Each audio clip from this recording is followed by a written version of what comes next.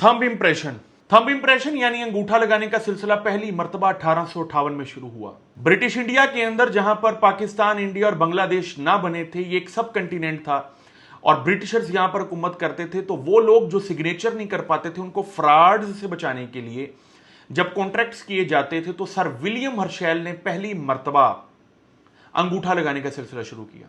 मर्द दाएं हाथ का अंगूठा लगाते थे, औरतें बाएं हाथ का अंगूठा लगाती थी।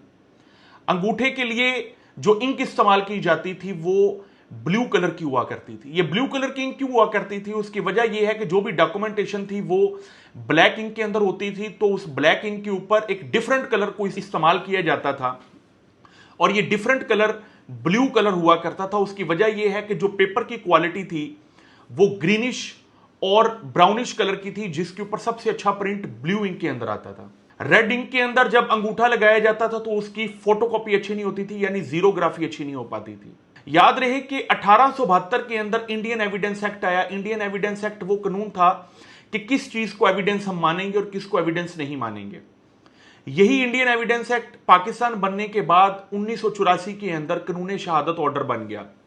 कानून शहादत ऑर्डर के अंदर तकरीबन इंडियन एविडेंस एक्ट को इस्तेमाल किया गया और इंडियन एविडेंस एक्ट के अंदर 1897 के बाद 1899 में एक तब्दीली आई। 1897 के अंदर कलकत्ता के अंदर एक ब्यूरो बना, फिंगरप्रिंट्स ब्यूरो बना, यह जानने के लिए कि पूरी दुनिया में हर शख्स का जो फिंगरप्रिंट है वो दूसरे के फिंगरप्रिंट से डिफरेंट है। यानी अंगूठे के जो रिजिज हैं, जब उसको सफ़े के ऊपर लगाया जाता है तो सफ़े के ऊपर जो निशान आता है वो दूसरा शख्स जब अंगूठा लगाता है तो उसके निशान से डिफरेंट होता है। ये जब साइंस ने जानना शुरू कर दिया तो 1899 में पहली मर्तबा फिंगरप्रिंट्स को बतौर एविडेंस इस्तेमाल करना शुरू कर दिया गया। यहां तक कि जदीद टेक्नोलॉजी ने इसको इतना इस्तेमाल किया कि कहीं कत्लो गारत होती थी या जना होता था तो फिंगरप्रिंट्स लिए जाते थे ग्लास से, टेबल से, किताब से, और वो फिंगरप्रिंट्स लेते लेते जदीद टेक्नोलॉजी ने इतनी तरक्की कर दी कि आज बायोमेट्रिक वेरिफिकेशन आ गई है। जी हाँ, वही बायोमेट्रिक वेरिफिकेशन जिसकी वजह से अदालतों में हड़ताल भी हो रही है। ये वही बायोमेट्रिक वेरिफिकेशन है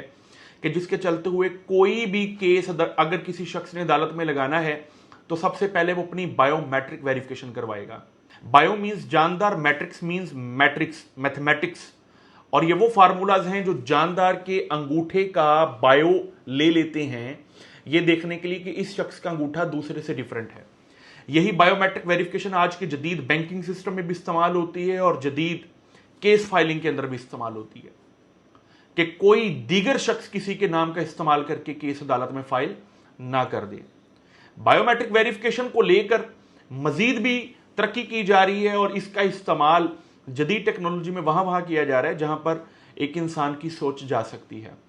उम्मीद करता हूं आपको यह वीडियो पसंद आई होगी कि एक शख्स को फ्रॉड से बचाने के लिए अंगूठे इस्तेमाल करने का जो सिलसिला हुआ आज पूरी दुनिया में जदीद टेक्नोलॉजी में एविडेंस कलेक्ट करने के लिए इस्तेमाल होता है। अल्लाह हाफिज।